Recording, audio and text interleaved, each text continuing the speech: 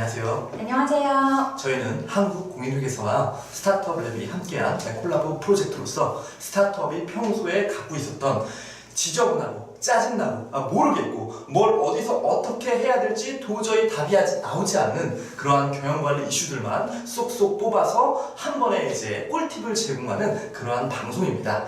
오늘은 전문가 박예인 노무사님 나오셨습니다.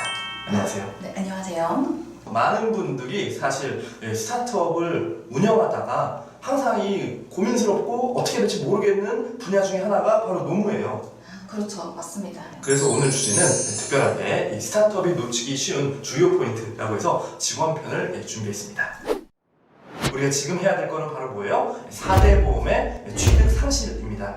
이 부분은 많은 스타트업들이 항상 물어보시는 질문이죠. 네, 맞습니다. 처음에 이제 사업자 등록증을 내고 나서 혼자 하실 때는 굳이 물어보지 않으시지만 한 명이라도 불러들여 이제 채용하게 되면 그때는 이제 4대 보험은 내가 들어줘야 되는지, 만약에 들게 되면은 어떻게 들어줘야 되는지 관련해가지고 굉장히 많이들 물어보시죠. 그래서 이번 시간에는 스타트업이 직원을 고용할 때 4대 보험은 무엇이며 어떻게 가입하고 신고 의무 절차는 무엇이 있는지 통합적으로 알아보는 시간을 갖도록 하겠습니다. 자, 먼저 4대 보험이란 뭔지 명확하게 한번 쭉 시원하게 정리해 주시죠. 네, 우리가 많이 쓰시는 그 단어가 사회보험입니다. 하지만 정확한 단어는 사회보험이 맞습니다. 그래요? 사회보험이었군요. 네, 사회보험입니다. 그냥 우리가 부르기 편하게 4대보험 이렇게 이야기를 하지만 사회적 위험을 보호하고자 드는 보험이다 라고 하기 때문에 사회보험이라고 이야기를 하면 질병이나 장애, 노령, 실업, 또 사망 등에 이르게 되는 사회적 위험들을 그 국가적인 차원에서 공적으로 보호를 해주기 위해서 만들어 놓은 보험이라고 할 수가 있겠습니다. 직원을 고용하면 사회보험을 가입해야 될 의무가 생긴다는 건데, 자, 이에 대해서 말씀해 주시죠. 대부분 그런 거 많이 듣지 않으세요? 이번에 직원 고용했는데 4대 보험을 들지 원천세 3.3%를 뗄지 물어봤더니 4대 보험 가입 안 하고 3.3% 한다라고 하더라. 그렇게들 많이들 물어보시죠. 네. 왜냐면 4대 보험은 사용자 부담금도 있고 실제 직원 부담금도 있기 때문에 그냥 비용을 아끼고자 좀 3.3% 프리랜서 계약 어떠십니까? 라고 물어보는 경향이 있습니다. 네, 그쵸. 그리고 많은 분들이 당연히 또 아까 말씀하셨다시피 사용자도 내가 내야 되는 돈이 있기 때문에 또 근로자 입장에서는 이게 대충 한 4대 보험 전체 다 하면 한 월급의 9%에서 10% 정도 되거든요. 그렇죠. 네, 근데 3.3%와 9%를 이렇게 따져보면은 그래서 당연히 4대 보험 가입을 하지 않겠다 라고 하는 경우가 굉장히 많이 있으신데요. 여기 화면에서 보시다시피 4대 보험은요, 내가 직장에 들어갔다 라고 하면요, 이건 선택할 수 없습니다. 무조건 의무 가입. 필수. 무조건 필수. 요새는 많이들 근데 좀 인식이 바뀌신 것 같아요. 네. 예전에는 이제 내가 직원 한 명 고용해도 4대 보험 가입해야 되나요? 이렇게 많이들 물어보셨는데 그냥 직원 고용하면 가입해야 되는 거구나 정도의 이제 인지는 있으신 것 같습니다. 요즘은 이제 국세청하고 네. 4대 보험하고 이렇게 연결이 되어 있기 때문에 3년에 한 번 정도 4대 보험을 징수하는 건강보험공단에서 실사를 이렇게 다닙니다. 네, 그러다가 여기가 4대 보험을 가입해야 되는 곳인데 안 했네?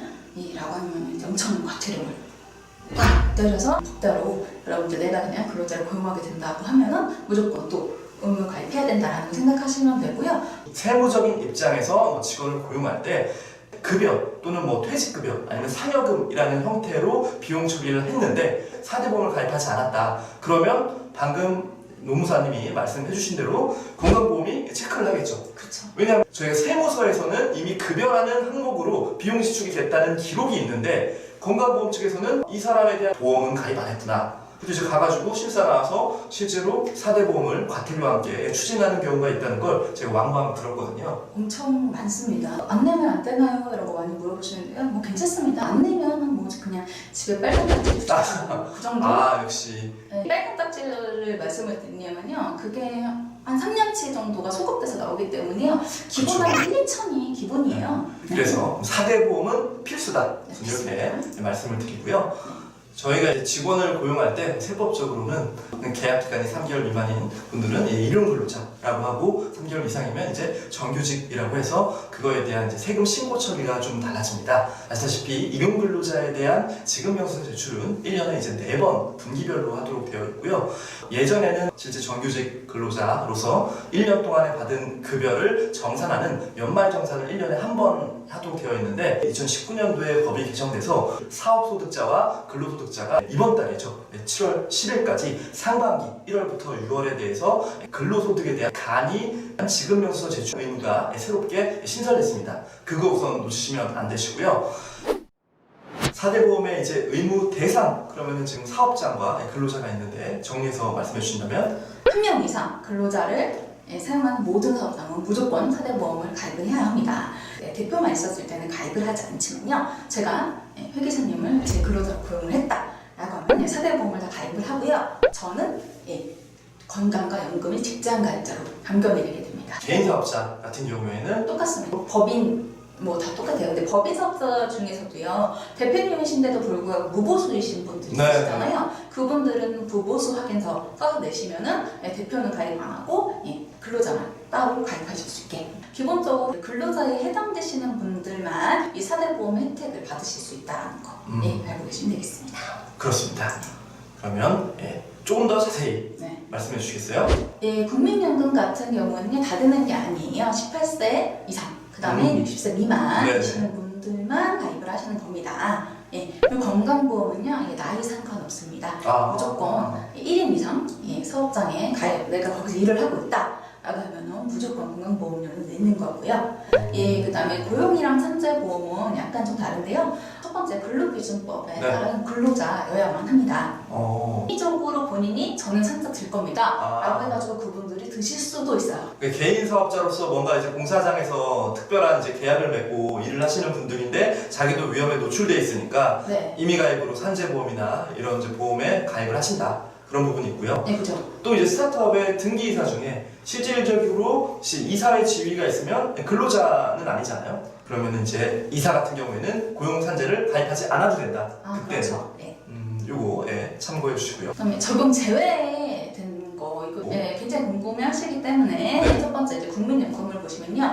다 이제 동장연금 가입자 선생님들 드는 뭐 예를 들어 사학연금, 사학연금, 군인연금, 그렇죠. 뭐 이런 거 공무원연금, 그렇죠.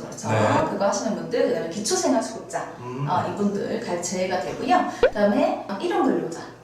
한 달을 따져서 60시간 미만 근로하신 분들 같은 경우에는요 다 적용이 좀 제외가 돼 있어요. 근데 중요한 건 국민연금 같은 경우에는요 한 달에 일하는 날수가 8일이 넘어가면 국민연금 가입을 하셔야 됩니다.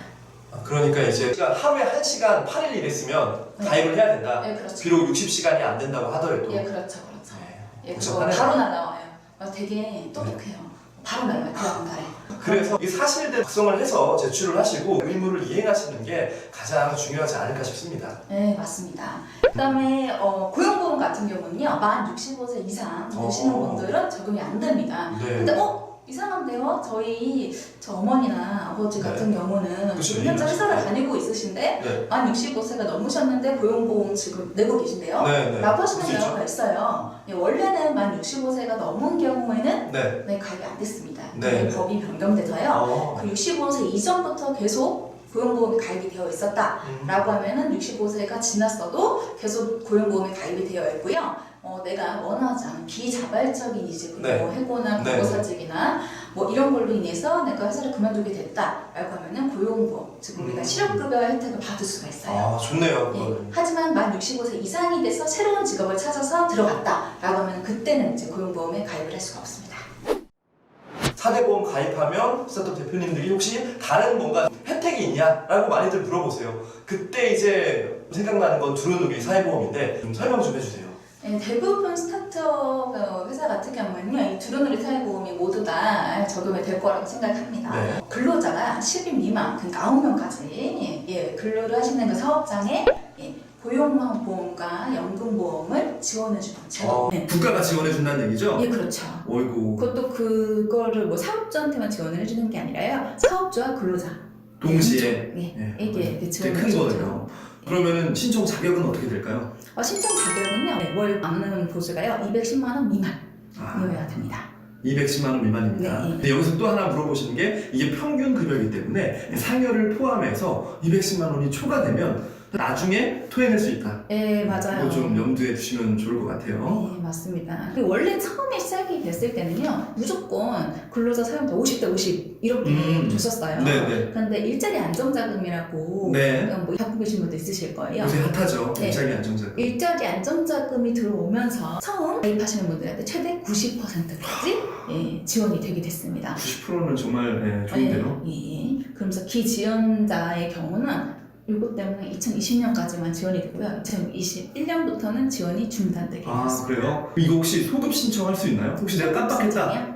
안 됩니다. 아 헐덜덜 안 된다고 합니다. 지금이라도 이 방송을 보신 스타트업 대표님들은 네. 반드시 지금 당장이라도 과거권은 안 된다고 하니까 신청을 하시는 게 중요할 것 같네요. 만약에 예를 들어서 이 네. 영상을 보고 계신 달이 7월 30일이다. 네. 지금 바로 당장 신청하셔야 됩니다. 여기 보시다시피 지원 신청에 속한 달에 고용보험료부터 해당 달에 그 말일까지 신청이 되는 거예요. 그래서 하루만 늦어도 한 네. 달을 못 받는 거네요. 네, 그렇죠. 굉장히 중요합니다, 이거. 네. 그다음에 제가 항상 두리누리 이제 얘기할 때 살짝 아쉬운 건 이게 이제 고용과 이제 국민연금만 적용이 되는 거예요. 네, 맞아요. 가장 큰 비율 중에 하나 이제 건강보험은 해당이 안 된다는 거. 건강보험은 또 이제 장기요양보험까지 같이 붙기 때문에 전체 요율로 따지면 꽤 크거든요. 오늘 정말 깔끔하게 이 4대 보험 취득 요건, 그 다음에 어떤 규정과 절차가 있는지 거기에 두루누리 혜택까지 민혁 농사님, 박예인 농사님이 나오셔서 아름답게 오늘도 설명을 해주셨습니다. 저희는 더욱더 좋은 컨텐츠로 찾아뵙겠습니다. 감사합니다. 감사합니다.